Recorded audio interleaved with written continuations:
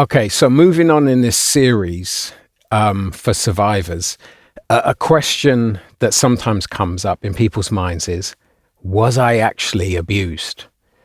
Sometimes we were abused when we were so young that we didn't know what was happening was abuse. We didn't have proper categories for it. Some of us might have said, hey, this isn't right, and might have used terminology like abuse. And then we might have been told straight away, no, don't be silly, it's not that. And that makes it even harder then to in our minds come to a place where we're like, yeah, I was actually abused. So what I'm going to do now is I'm just going to share some definitions of abuse to help you think through the thing that you're wondering, was that actually abuse? What are the actual definitions of abuse to help you see if it was abuse or not? So here's some definitions from Diane Langberg, who's a leading expert on trauma. She says, sexual abuse occurs whenever a person, child or adult, is sexually exploited by an older or more powerful person for the satisfaction of the abuser's needs. This is in the accompanying PDF, if you want to look in the PDF. Langberg then divides sexual abuse up into the following things. Verbal sexual abuse, which can include sexual threats, sexual comments about a person's body, lewd or suggestive comments, and inappropriate discussions. Then she talks about visual sexual abuse, which includes exposure to pornography, to any sexually provocative scene, to exhibitionism or to voyeurism. And then she talks about physical sexual abuse, which is much broader than intercourse. It includes any touching that is intended to sexually arouse the abuser. It can also include exposure of the victim's body to others. And now we're going to move to what the CPS, the Crown Prosecution Service in Britain, what they define as sexual assault. So they say sexual assault is where one person intentionally touches another person sexually without their consent. The touching can be done with any part of the body or with an object. And now we're going to look at the Citizens Advice Bureau's definitions of child abuse. Okay, so one category they describe of child abuse is neglect.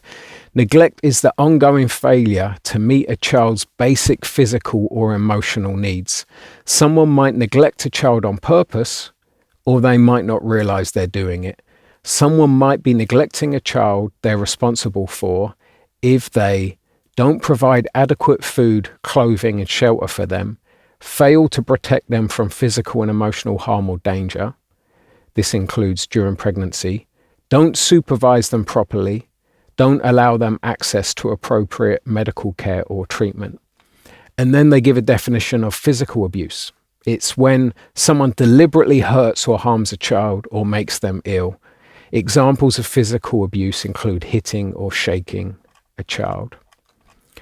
And then lastly, they talk about emotional abuse, which is treatment which causes serious damage to a child's emotional development. Examples include when someone constantly or unfairly punishes a child, doesn't show a child they're responsible for any affection, tells a child that they're worthless, doesn't give a child opportunities to express their views, prevents a child from taking part in normal social activities, lets a child see or hear the abuse of someone else, bullies a child, causing them to feel frightened or in danger. This includes online bullying.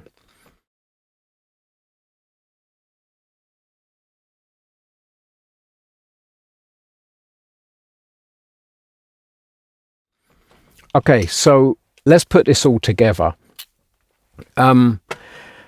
These definitions, I think, can be really helpful because in my case, the abuse that happened to me, when I tried to complain about it, I was told, oh, don't worry about it. I was told it's character building and so on. And so I would not have said years ago that I was abused. And then when I look through these categories, I'm like, okay, yeah, that happened. many times. So that's emotional abuse. That happened many times. That's neglect. That's child abuse. That happened many times. That's physical abuse. That happened many times. That's sexual abuse.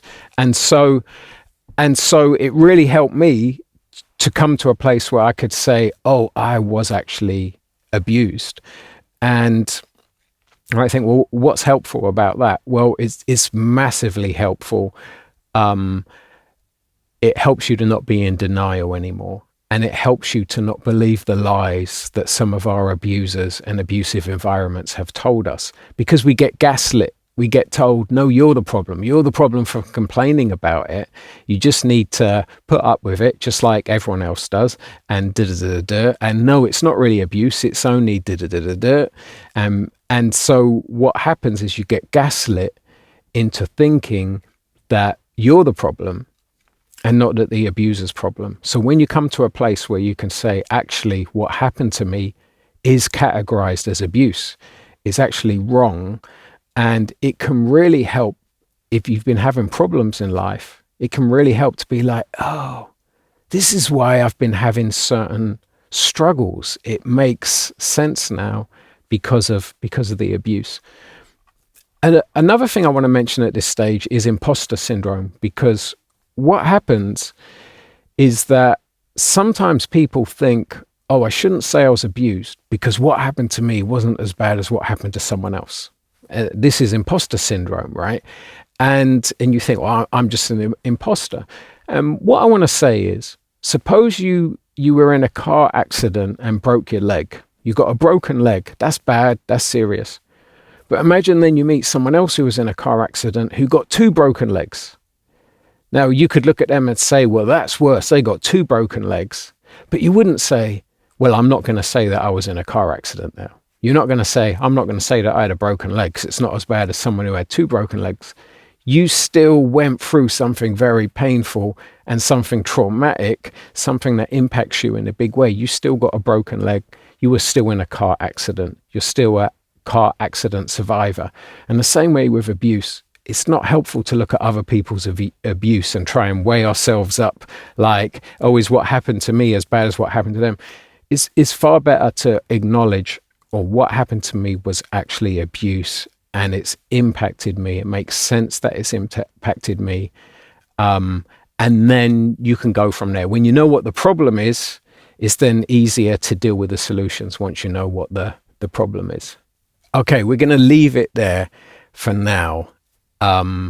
Like I say, at the end of these videos, please do something that helps you cultivate beauty in your life, something that gives you some kind of relaxation, some kind of joy, some kind of pleasure.